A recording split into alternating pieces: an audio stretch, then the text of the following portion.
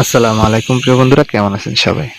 আজকে এই ভিডিওতে দেখাবো ব্রাদার S700A এই মডেলের কিছু স্পিড কন্ট্রোল কিভাবে করতে হয়। স্পিড কন্ট্রোল করার জন্য আপনি প্রথমে যে কাজগুলো করতে হবে সেটি আমি A to Z দেখাবো। অবশ্যই ভিডিওতে শেষ পর্যন্ত দেখবেন, তাহলেই বুঝতে পারবেন। এই জন্য আপনি পাওয়ার সুইচটি অফ করতে হবে।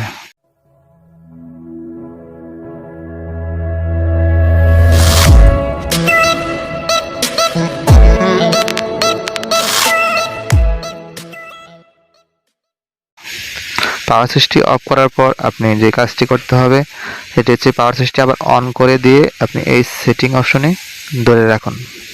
সেটিং অপশনে ধরে রাখার পর এখানে কিছু অপশন আছে, সেই অপশনগুলো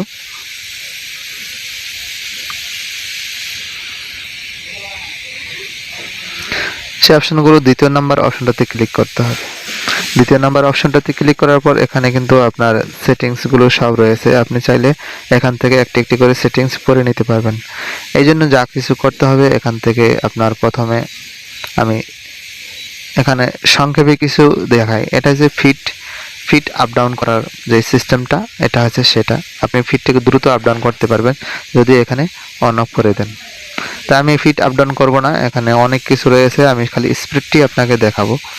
স্পিডটি দেখানোর জন্য যে কাজগুলো করতে লাগবে সেই কাজগুলো আমি এখানে দেখিয়ে দেব। অবশ্যই ভিডিওটি শেষ পর্যন্ত দেখবেন, তাহলেই বুঝতে পারবেন।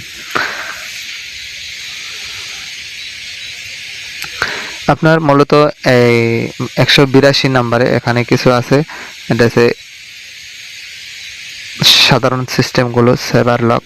তো লকের প্রয়োজন নাই, আমরা যেহেতু স্পিড কন্ট্রোলটি করতে যাব। এটা হচ্ছে থ্রেড টাইমিং, মানে যেটা নিয়ে নাইফে সুতা কাটে সেটার স্পিড। আর এটা হচ্ছে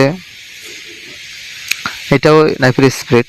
আর এটা হচ্ছে আপনার সুইচটি, যেটাকে বলে প্রথম যে স্পিডটা আছে সুইং স্পিড, সেটাকে কন্ট্রোল করতে পারবেন, কমাইতে বাড়াইতে পারবেন। এটা হচ্ছে আপনার মেশিন ব্যাক স্টিচ স্পিডটি সবসময় রাখতে হবে 2000-এর নিচে। 2000-এর নিচে রাখলে আপনার কন্ট্রোলটি ঠিক থাকবে।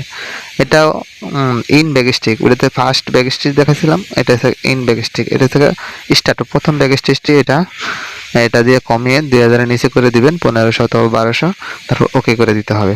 তারপরে আপনার আছে লাস্টের back stitch, in back stitch টাক, এরপরে এটাকে আপনি কমিয়ে দিতে পারবেন, 1200 করে দিতে পারবেন। ওকে করার পর এখানে কিন্তু মেইন স্পিডটি আছে, এই মেইন স্পিডটি আপনি 3600 করে দিতে হবে, তারপর ওকে করে দিবেন।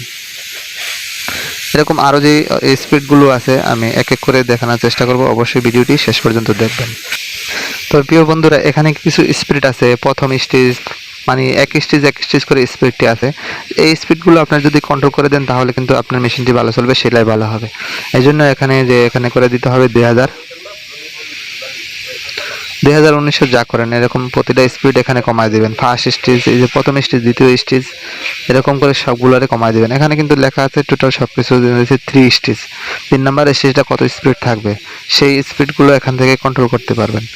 তারপর যদি ওকে না দেন তাহলে কিন্তু কন্ট্রোল থাকবে না, অবশ্যই ওকে বাটন প্রেস করতে হবে। অবশ্যই সবগুলো 2000-এর নিচে করে দিবেন। First stage, second stage, third stage যাই করেন সবগুলোই আপনার কন্ট্রোল করতে হবে। এখানে একটি স্পিড আছে 456-তে, অটো ডিরেকশন স্পিড। এটা কিন্তু আপনার অবশ্যই কমাইতে হবে, কারণ না কমাইলে আপনি যখন এই স্পিড কন্ট্রোল করবেন তখন কিন্তু আর লিমিট থাকবে না, উড়াদুরা চলবে। 456 আমাদের স্পিড কন্ট্রোল এখান থেকে শেষ হলো। এখন আমরা দেখাবো কিভাবে টেস্ট করবেন আপনার সবগুলো প্রোগ্রাম ঠিক আছে কিনা, আপনার মেশিনের ক্যাটাগরি সব ঠিক আছে কিনা, কিভাবে চেক করবেন তা দেখাবো এর পরের ভিডিওতে। অবশ্যই ভিডিওটি দেখবেন। এই ভিডিওটি যদি ভালো লাগে অবশ্যই একটি লাইক দিবেন এবং অন্য বন্ধুদের দেখার জন্য শেয়ার করবেন। ধন্যবাদ ভিডিওটি শেষ পর্যন্ত দেখার জন্য।